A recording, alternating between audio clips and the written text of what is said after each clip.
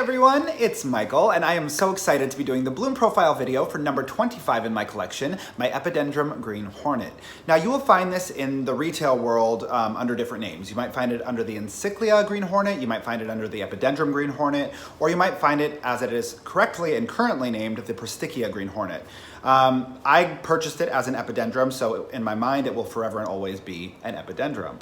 But before we go any further, I'll just give you a quick sneak peek of the blooms because they are so interesting and beautiful, and I'm so thrilled that it finally has blessed me with blooms. Now let's talk history and background on this guy. So I purchased this orchid on August 10th, 2017. So I've had it for over a year now, and it hasn't done much for me.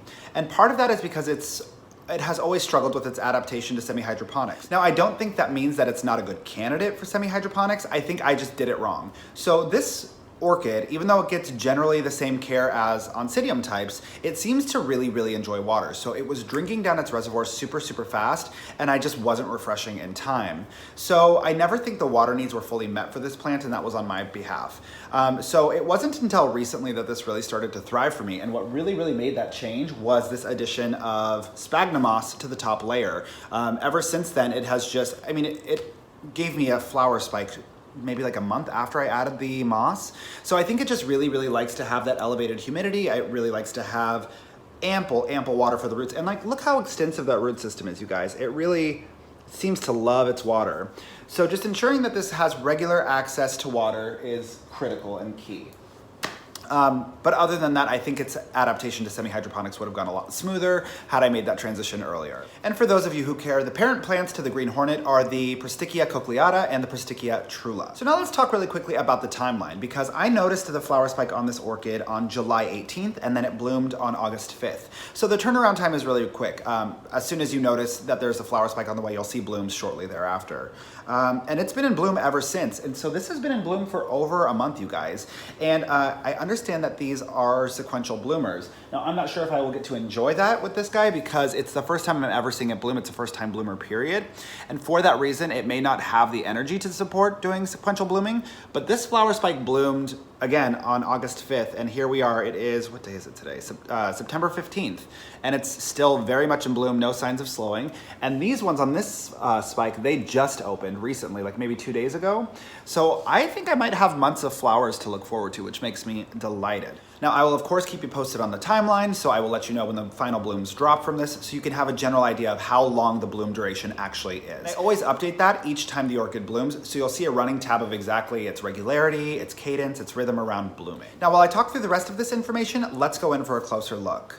In terms of where the flower spikes form, they form from a sheath in the center of each new pseudobulb.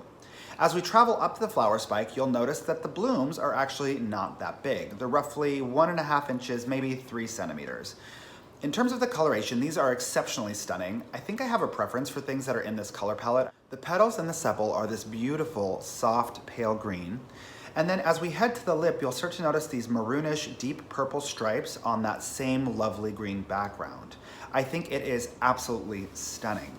Now, in terms of the fragrance, the scent of this orchid is quite variable. In fact, a lot of people report smelling all kinds of things. I know that Miss Orchid Girl Danny says hers smelled like horse manure.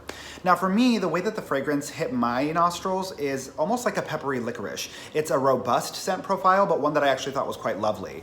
It's not my favorite scent I've ever smelled coming out of an orchid, but it certainly wasn't off-putting or something that would prevent me from purchasing this orchid. Now, this orchid has no defined blooming season, and for that reason, it will grow all year and it will periodically bloom throughout the year. In theory, if it's getting proper care, it should bloom every time a new pseudobulb matures, which is really exciting because, as I'm sure you noticed during the close-ups, but I have this brand new growth coming in at the same time. Now, a lot of the literature I've read has said that it will wait to drop its blooms to start producing a new growth, but I'm thrilled that it isn't. It seems to have a surplus of energy, and it's just going to continue to bless our home with beauty and grace. I just think it's such an interesting, cool flower, and I'm so thrilled that it bloomed for me. So that's pretty much it, you guys. Thank you so much for choosing to spend your time with me. If you have any questions, concerns, or feedback, go ahead and leave it in the comment section below. Don't forget to click subscribe and have a beautiful rest of your day. Mwah! Bye, guys.